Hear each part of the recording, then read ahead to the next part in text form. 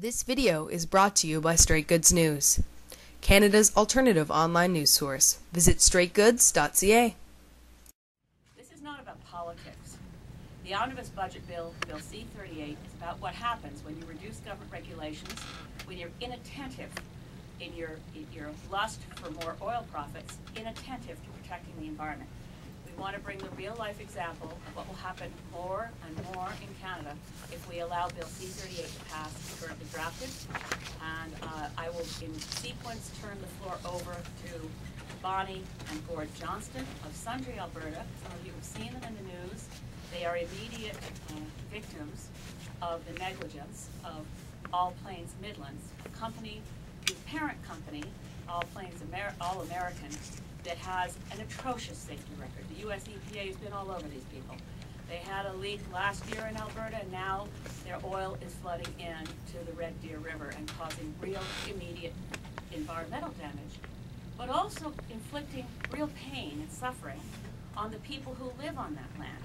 So this is another message to Mr. Harper. The environment is not about the trees and the birds you think don't matter. The environment's about the people who live there. And all of us live on this planet, and we need clean air, drinkable water, and a healthy environment. So in sequence, I'll turn the podium to Gordon and to Bonnie and Johnston, and they will have the most time. And then I will ask, in sequence, the official opposition spokesperson and then the Liberal opposition spokesperson to share with you the reasons we should oppose Bill C-38. We stand here in solidarity, not individual opposition parties, but a collectivity that recognizes that our role in Parliament is to act as Her Majesty's loyal opposition and protect Canada from extremely bad laws such as Bill C-38. Gordon, Bonnie? Thank you very much. We're here today to put a face to the oil spill disaster in Alberta. Not only was the environment impacted, but so was the habitat for the birds, the fish, and the wildlife. But as Elizabeth said, there's also a human toll in this as well. So as the decision makers go forward, I hope that they will remember those decisions that they make impact people like us and our community. Our greatest fear is that in a week or so, nobody's going to remember this. And this is going to be minimized. It's going to be swept under the rug. And we're going to live with the consequences of their actions for years to come. The health and safety of Canadians is really at stake.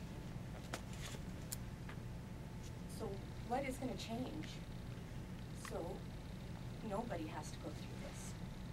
What is going to change today so nobody has to stand here and talk about something like this? And I would like to say, come on, Canada, let's get together, let's get behind this, let's do something about this, let's make some changes, let's make it right. It's our lives, it's all we have. So please, please, listen and take a close look. This could be you. It really could be. One closing word. We are here today to also mark the extraordinary response to the Avaaz online petition. Nearly 60,000 people in a matter of days signed a petition to Stephen Harper asking him to rethink Bill C-38, to remove the non-budgetary matters to protect environmental laws in Canada. Clearly, with what just happened to Bonnie and Gord Johnston and to the spill on the Plains All America pipeline near Red Deer River, our laws aren't strong enough. This is not the time to weaken environmental protections. Happy to open the microphone. Please let me know with whom you'd like to address your question. I don't really care who answers the question. Although I have to say, I just got the leaders of the NDP and the Liberal Party on this, so maybe it better be me for now. But you know, okay, I was struck by what Mrs. Johnson said. You know, who's going to be thinking about the spill in a week?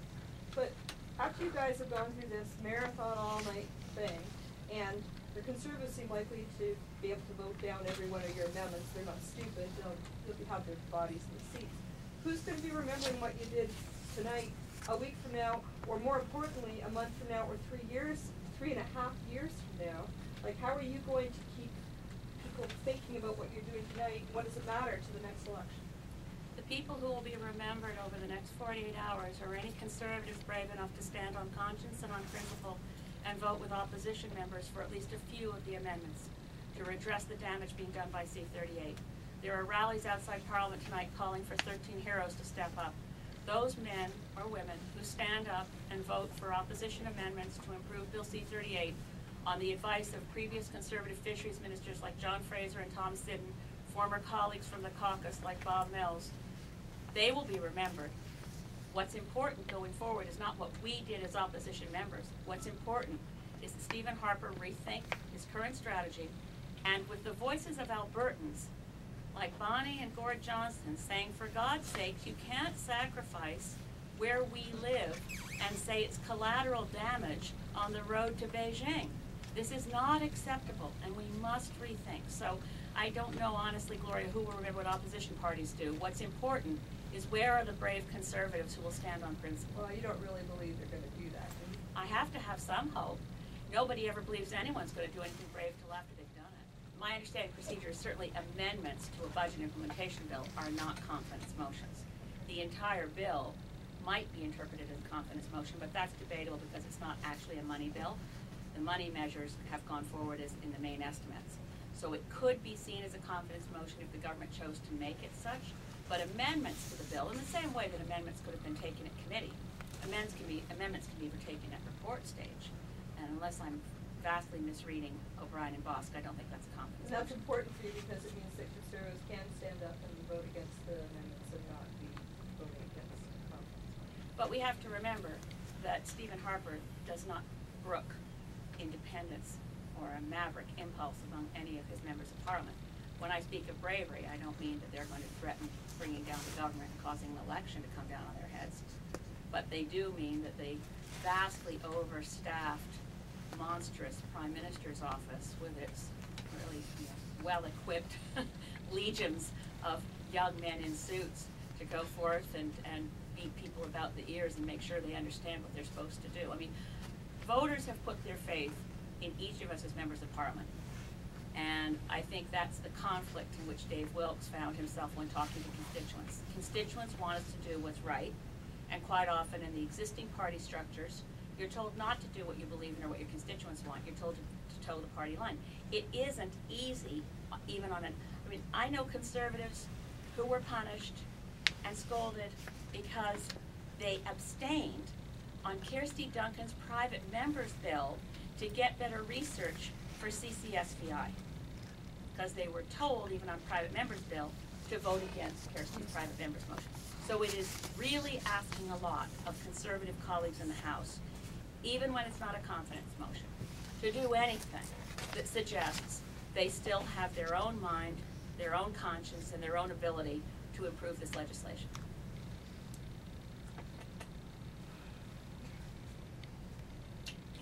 Des autres questions? Do you want to make any other comments? Please, Canada, listen to what we're telling you. I've come this far, and I can't turn back. I don't have a home. People have to make a change. Please